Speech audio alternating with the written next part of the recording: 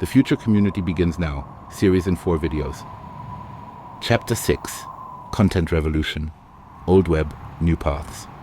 Instead of actively searching for people, I want them to find their way to me. Hopefully, YouTube will be the perfect medium for this purpose. Through high-quality produced videos, I invite discourse and aim to resonate within the community. Communication is a phenomenon of resonance, not just the mere sending and receiving of information. My goal is not only to offer exceptional content in both German and English, but also to continuously develop myself. This journey of self-improvement and self-cultivation drives me, both in my creative abilities and in the selection of topics I address. In doing so, I will prefer to explore topics less represented on YouTube that are close to my heart, and I am excited to create profound stories using cinematic techniques and AI. Collaborating with other YouTubers could elevate their and my projects to a new level that we couldn't achieve alone. Perhaps one day these YouTubers and their loyal fan base will meet at physical locations. Remember the first chapter, where I talked about the power of storytelling and how it aligns our thoughts. I aspire to achieve this through advanced filmmaking techniques. Many people with these ambitions dream of having their own studio one day, just for themselves. I have a bigger wish and envision a multifunctional hall where YouTubers, their followers, and various subcultures can gather. Here, we could collectively expand the creative space. Instead of focusing on isolation, I emphasize collaboration. Why shouldn't fun and productivity go hand in hand? If work and leisure harmoniously merge, the concept of work-life balance becomes obsolete. A multifunctional hall, as I envisage it, could serve as a template or prototype for meeting places worldwide, given sufficient demand. They could house clusters and think tanks, all connected through a central app, specially developed with a calendar function for coordinating community meetings and events in the global network. You might argue that my videos are not sufficiently mainstream to generate the necessary reach to finance such a vision. I wouldn't disagree. However, if I manage to convince 162 YouTubers, each with millions of followers, of my idea, it would be a different story. The resulting synergies could be enormous. For me, the real levers of our time are points of resonance. After all, YouTubers could greatly benefit from the network, more creativity, faster production, new collaboration opportunities, and a deeper connection to the audience.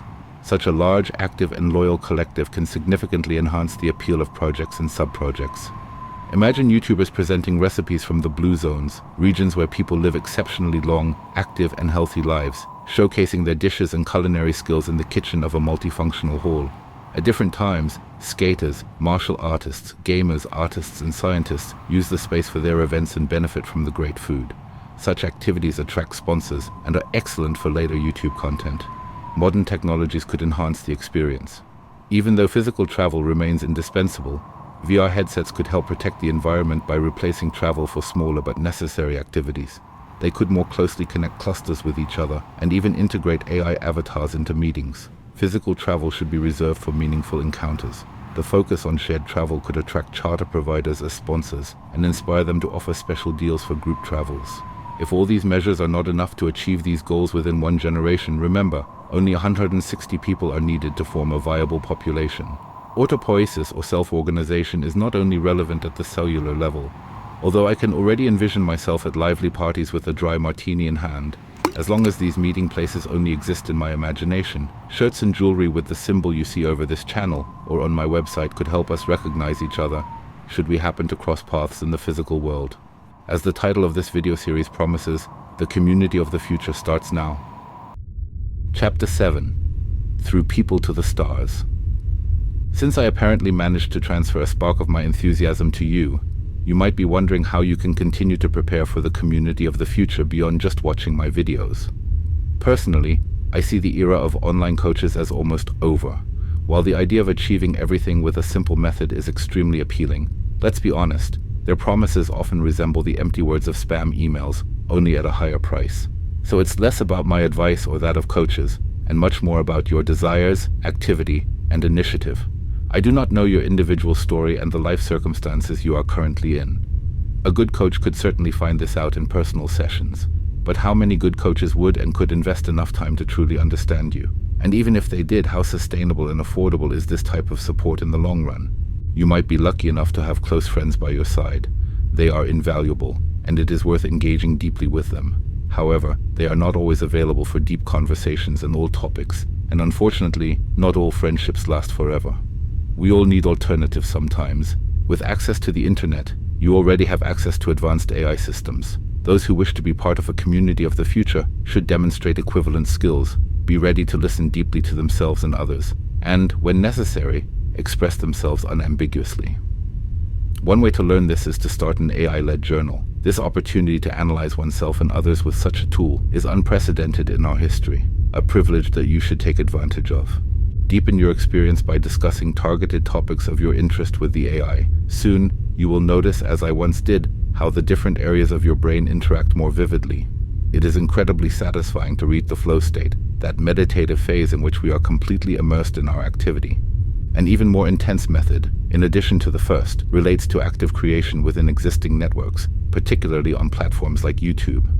Unlike other social media that are limited to short content or a limited number of characters, YouTube and similar networks allow for greater depth and complexity in communication. While blogs can offer content depth, auditory and visual styles are limited, even when enriched with multimedia content. A photo shows only a snapshot. In most cases, however, texts describe more than just a moment. Alternatively, you could upload a video to your blog that may contain music and/or sounds, but it would only be something you refer to within your blogging, rather than really being a complete work. A standalone video is more demanding, but AI wisely used can help. Consider it as your personal sparring partner. It can not only help you clarify your thoughts through journal entries, but also provide feedback on your planned video productions. Although it may seem challenging, even overwhelming, continuously working at your limits brings an invaluable advantage. You develop intuitions that are of immense importance in our rapidly changing world. Old intuitions become obsolete when the circumstances that contributed to their formation change. Apart from the fact that we urgently need more inspiring, profound, and above all, more authentic contributions on YouTube, you should consider the demographic change of the platform. Young people who watched the first videos on YouTube in 2005 are now adults, possibly looking for content that matches their, hopefully, more mature interests. The path of creating your own videos would also be an ideal preparation for the time when my proposed network exists. Content you have already created, such as video scripts, could easily be shared with the AI of the new network via copy and paste to connect you with suitable people. Moreover, this path allows for global work, which, given sufficient success, would enable you to physically visit and collaborate with new contacts, regardless of where you and they currently live. If you choose this path, you will need both courage and humor. Regardless of our occupation, we remain social beings who fear ostracism. In my proposed network, this would be less problematic. The AI would treat the content you share with it confidentially and still be able to connect you with contacts that would be fruitful for all involved. In current networks, unfortunately, you do not have this luxury. An incautious statement can have serious consequences depending on how well known you are, from shitstorms to hate comments to criminal or existential threatening activities like doxing, hacking, canceling, or lawsuits. Nevertheless, we do not need more content that is so polished that it no longer touches anyone. Therefore, I would strongly advise you to write chapters in your AI-supported journal that illuminate both the adapted and the less adapted sides of your personality. This confrontation with yourself can not only protect you, but also be a key to personal maturity. Do not be discouraged, neither by the last section nor by numbers you may hear in connection with YouTube. The existence of over 114 million YouTube channels in 2024 might sound intimidating. However, this number loses its fright when you consider that the majority of these channels do not contain a single video.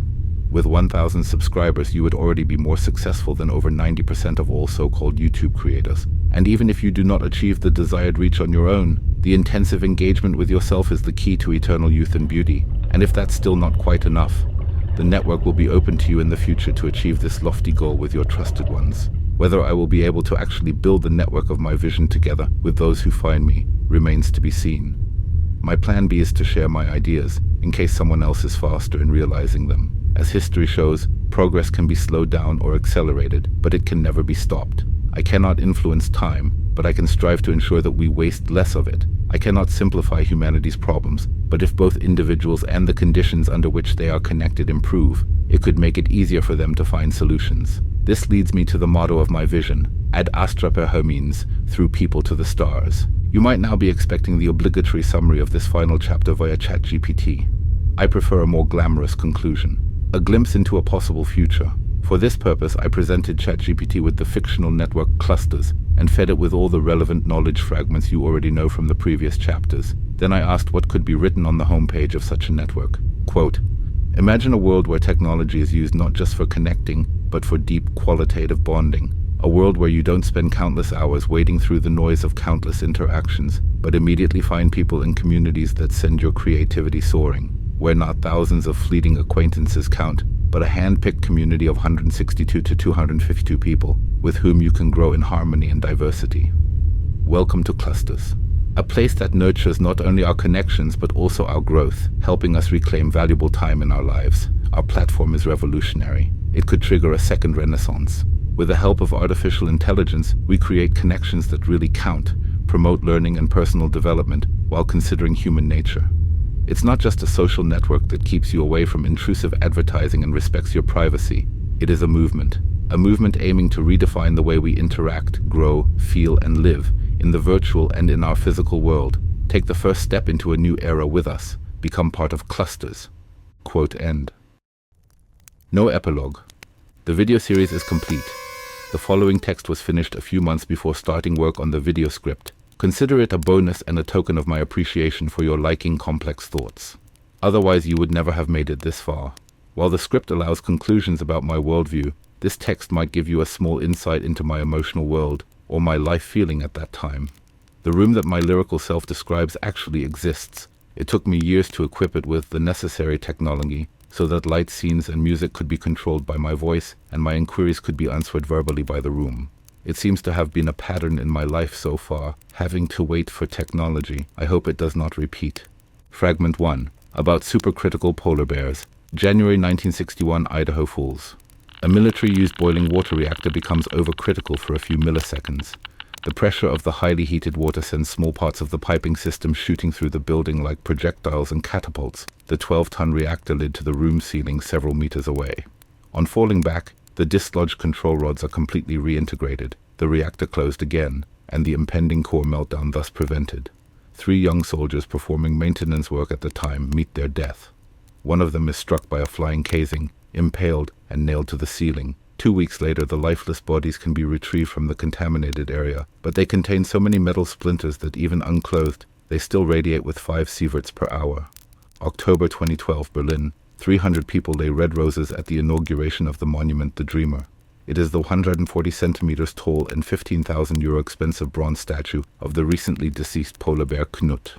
Besides The Dreamer, there are 2 other animal sculptures in the zoological garden at this time, those of hippopotamus Knauchka and the gorilla baby Bobby. June 2022, mental level. The word dungeon usually describes dungeons located in windowless basement rooms, originally from the Dutch for los, formerly also to get lost, or to become invisible to others. N lay on the bed in his basement, pondering nuclear accidents, polar bear memorial ceremonies, and dungeons. Eventually, he sat up as if awakening from a trance, put aside his tablet for a moment, and drank the rest of his now cold tea. How much time had passed? The light elements were still emitting blue light, and the music of Pink Floyd continued to play in an endless loop. Yet the air, enriched with nicotine and incense, had become milkier over the last hours, unnoticed by him. Diffuse Cherenkov blue in the fog. "What time is it?" asked N. "It is 06:49, answered the room. N let his upper body fall back onto the bed and reached for his tablet again. Perhaps the few sentences he had managed to put on paper that night should have alarmed him, but routines breed carelessness, and the routine of spending nights searching for the right words without finding them, he had successfully established in recent years. He had fallen into a trap, entangled in the labyrinth of his own thoughts. Yet something had changed. Had he actually found the way out he had been searching for so long? N opened his journal and wrote, "There are many levels of tragedy, and perhaps one day there should be an emotional Richter scale to help people better categorize their experiences.